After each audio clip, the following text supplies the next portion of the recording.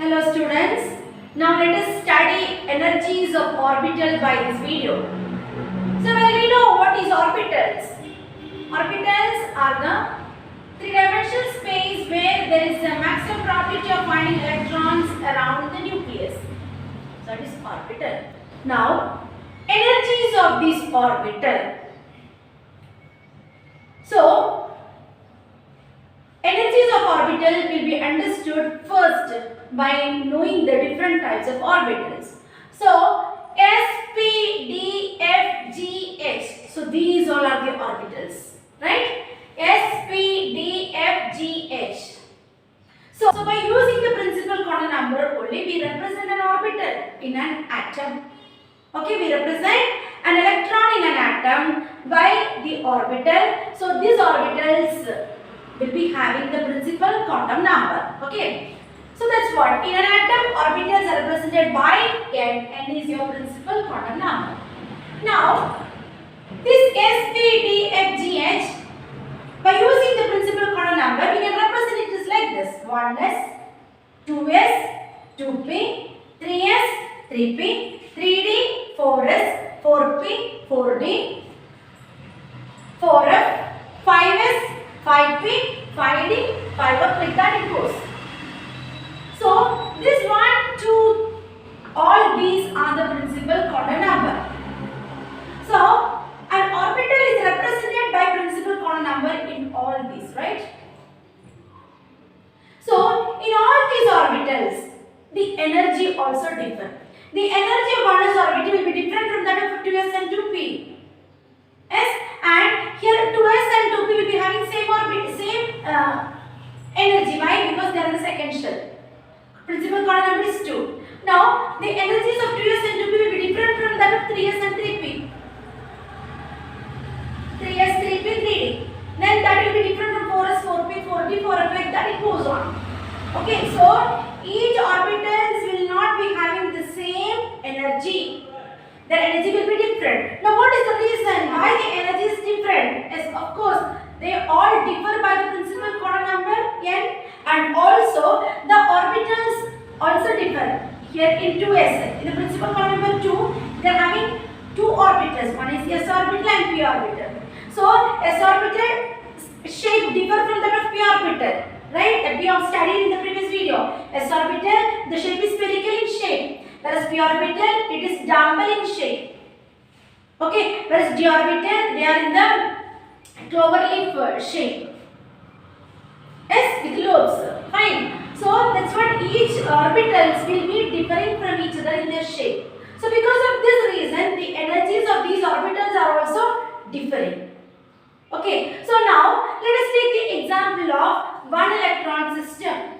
So one electron system means you should always keep in the mind it is hydrogen. Why hydrogen is one electron system? Because its atomic number is 1. So only one electron is present in that. So that's why hydrogen we represent as one electron. Okay. So atomic number is 1. So how do we write its electron representation? 1s1. So this is the electronic configuration of hydrogen atom. 1s1. Now this 1s1 we call it as ground state or the most stable state.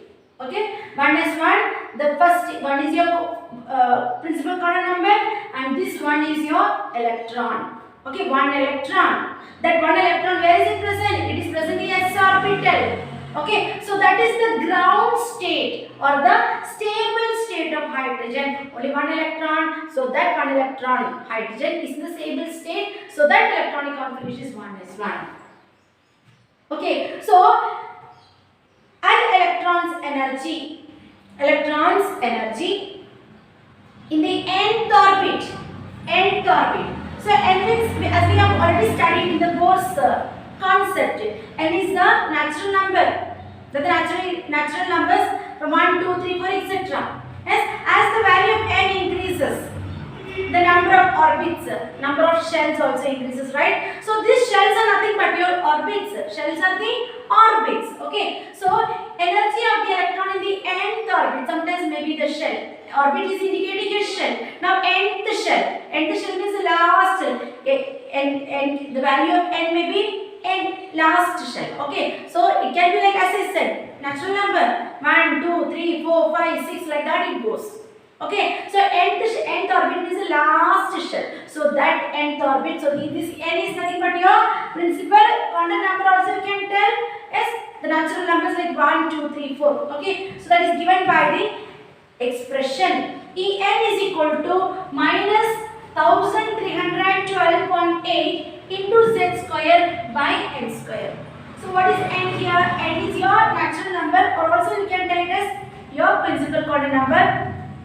So the value of n changes. Okay. Now if it is E2, if the value of n is 2, that is second shell, then second shell energy how to represent? E2 is equal to minus 1312.8 divided by 2 square into z square. What is Z? Z is the atomic number of that particular atom. Got it? Yes. So and its unit of this expression is kJ mole. Kj per mole. Okay, or kJ mole inverse.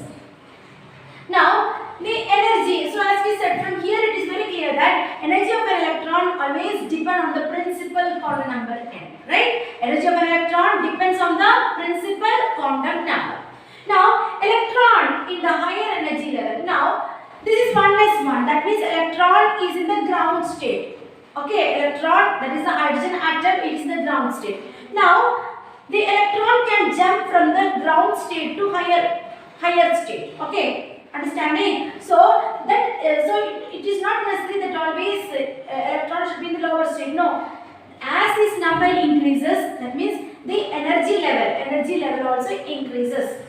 Okay, so electron in the higher energy level, we call it as excited state. Okay, as the value of this principal quantum number increases, the energy level also increases. Okay, electron will be in the higher energy level. Okay, so that's what the statement given here. When n principal quantum number n increases, the energy also increases. When principal quantum number n decreases, then energy also decreases. So this higher energy level, that is your excited state. Okay, higher energy levels they are called as excited state. Now, when the value of this principal quantum number it is 2, that means from 1 it is jumping to 2. From 1 it comes to 2. Okay, so 2 is having 2s orbital and 2p orbital. Now, because the quantum number is the same, here the energy will be the same because it is the second shell. In the second shell, the energy is the same. Got it? So, in the second shell there are 2 orbitals here. 2 different orbitals, s orbital is also there, p orbital is also there. Okay, and the number of electrons accommodated in these orbitals are also different.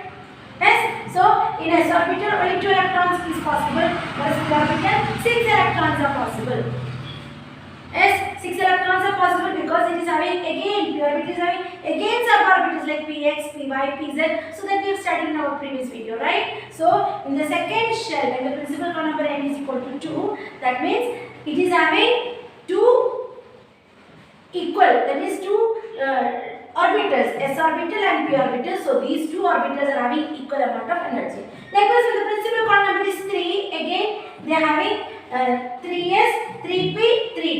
Okay, so 3 different orbitals are there, like s orbital, p orbital and d orbital in the third shell. Okay, so likewise the energies are also same with these 3 orbitals. Okay, so energies are always going in the increasing order. Energies are always going in the increasing order. So 2s is less than that of 2p, 2p is less than that of 3s, 3s is less than that of 3p, 3p less than that of 3d, like that it is going on. So energy from the first 1s orbital, it keeps on increasing order.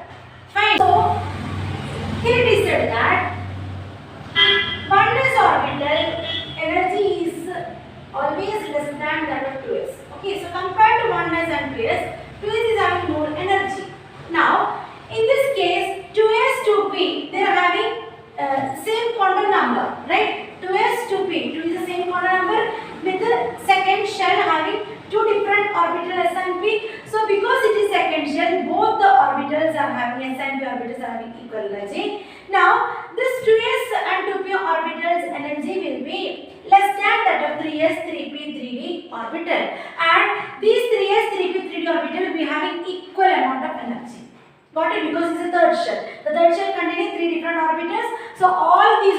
will be having equal amount of energy. Fine. Now this third shell energy will be less than that of the fourth shell energy. Okay, so fourth shell will be having more energy compared to 3D, whereas the orbitals present in the fourth shell, s orbital, p orbital, d orbital, f orbital, they will be having equal amount of energy. Okay, now likewise when comparing with that of the fifth shell, so fifth shell will be having again more energy compared to that of the fourth shell. Got it? So when energies are equal, when the energies are equal in the orbitals, then those orbitals we call it as degenerate orbitals. Okay, so when the energies of these orbitals are equal, now they are called as degenerate orbitals. Now 3s, 3p, 3d, they are having equal amount of energy, we call it as degenerate. 4s, 4p, 4d, 4f, they are having equal amount of energy, so we call that also as a degenerate orbitals. Okay, now when we take the example of multi-electron system. So multi-electron system means the system which contains more than one electron. Okay, so when one electron system we consider, we tell it as hydrogen is one example. Now multi-electron system means there is more number of electron in that system. Okay, there can be any other atoms like other than hydrogen, lithium, beryllium, boron, carbon, like that it goes on. Okay, yes. So even in the multi-electron system also energy depends on the principal quantum number and the azimuthal quantum number. Okay, so in the case of multi-electron system, when n value is same, n value means your principal quantum number is same. Now in that case what happens? Then SPDF they will be different. SPDF will be different. Now I am taking the example of 3s, 3p, 3d, 3f. So here you can see these are the orbitals having the same n value 3. Okay, so the energy of the s orbital, 3s orbital will be less than that of the 3p orbital. Yes, while comparing 3p and 3d, 3d will be having more energy. While comparing 3d and 3f, 3f will be having more energy than 3d orbital, d orbital. Okay, so when the value of the principal quantum is same, then the energy of the orbitals like s, p, d, f orbitals energy will be different. Okay, so in that the s orbital will be having little amount of energy, but comparing to p orbital will be having little amount of energy comparing to d orbital will be having little energy compared to that of the f orbital. So the more energy will be in the f orbital and the least energy will be in the s orbital. Got it? Now when the n value is different, that means the principal quantum number value is different. So let us take the example here. 4 is 3. So 4 is and 3. They are the principal quantum numbers, they are different. Yes. So 4 is orbital energy is less than when compared to the 3d orbital energy. Of course, 4 is the higher quantum number and 3 is the lower quantum number. 4 is the fourth shell, 3 is the third shell. Of course, but though the number differ, but their energy in these orbitals they differ. 4 is having lower energy compared to the 3d orbital. 3d orbital is having more energy. Okay, likewise 6s orbital is having lesser energy compared to that of 5d orbital. Okay. Likewise 4f orbital will be having lesser energy when compared to that of the 6p orbital. Got it? Yes. So from this it is very clear that the energy of these orbitals always depend on the principal quantum number and the azimuthal quantum number. Okay. Now let us take the example of 1s electron system and compare it with that of the multi-electron system. So when we know 1 electron system is hydrogen, okay, so it is having only 1 electron, so that we represent as 1s1. Okay, so that 1 electron is present in the first shell in the s orbital. Okay, so that I have represented here. So this is center nucleus. Surrounding the nucleus is the first shell, n is equal to 1, so first shell, and this 1 electron is present in the first shell in the s orbital. 1 electron is present in the first shell in the s orbital, so n is equal to 1. So while we know the charge of the electron is negative, right? And the nucleus contains protons and neutrons. Nucleus contains protons and neutrons. So proton charge we know positive, right? So the positive charge of the nucleus and the negative charge in the electron undergo a sort of attractive force. Okay, so in the case of hydrogen, an attractive force exists between the nucleus and the outermost electron, single electron. Okay, whereas in the multi-electron system, where number of electrons is more. Okay, so center nucleus surrounding the nucleus of first shell. So first shell contain 2 electrons. First shell will be always having 1 s orbital. So 2 electrons in the s orbital, and and the next shell is second shell, n is equal to 2. So when n is equal to 1, it is called as K shell. When n is equal to 2, it is called as L shell. Okay, so K shell, L shell. So in L shell contain, because quantum number is 2, L shell contain 2 orbitals. So what are the 2 orbitals? S orbital and p orbital. S orbital contain 2 electrons and p orbital contain 6 electrons. So likewise, 8 electrons can be accommodated in this S shell. I mean the second shell. Okay. So likewise, here I have in the first shell I have written with 2 electrons because S orbital only 2 electrons. Whereas in the second shell I have represented here it as with 5 electrons. Okay. Now what 2 types of forces existing in this atom? So what are the 2 forces? So an attractive force is existing between the nucleus and the inner shell electron. Okay, inner shell electron and the nucleus, there is an attractive force. Okay, then inner shell electron and the outer shell electron, there exists a repulsive force. Why a repulsive force? Because inner shell electrons negative charge, outer shell electron is also negative charge. So when these same charges come together, there is a repulsive force. So likewise in this atom, in the multi-electron systems, as multi-electron systems or atoms, attractive force and repulsive force will be present. Okay, so what happens due to these 2 different types of force? What happens? The outer shell electrons, they try to get attracted towards the nucleus. Okay, outer shell electron, they are far away from the nucleus, so they try to get attracted towards the nucleus. So because of that reason, what happens? The inner shell electron will not allow it. It will act as a shield or a barrier and will not allow this outer shell electron to get attracted towards the inner shell, towards the nucleus. Okay, so here inner shell electron is acting as a barrier. It acts as a screen. It acts as a shield, and this effect of this inner shell electron is called as the shielding effect or screening effect.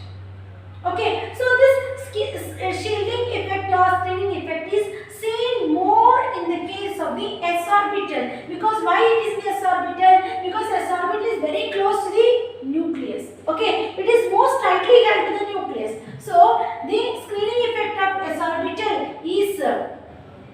is greater compared to the p orbital, and the p orbital spinning effect is greater than that of the d orbital, and d orbital spinning effect is greater than that of the f orbital. Got it? Yes. So the tightly held, the orbital which is very closely or tightly held to the nucleus is your s orbital, and then comes the p orbital. So while comparing s and p orbital, s orbital is having greater screening effect than that of the p orbital. While comparing p and d orbital, p orbital is having greater screening effect than that of d orbital, and while comparing d and f orbital, d orbital is having greater screening effect than the f orbital. So f orbital is showing the least, very little screening effect. Okay, whereas s orbital is showing the very high screening effect. Got it? So from this it is very clear that the energies of the shell depends on energy of the orbitals. Energies of these orbitals, they all depend on the principal quantum number n and azimuthal quantum number l. Got it?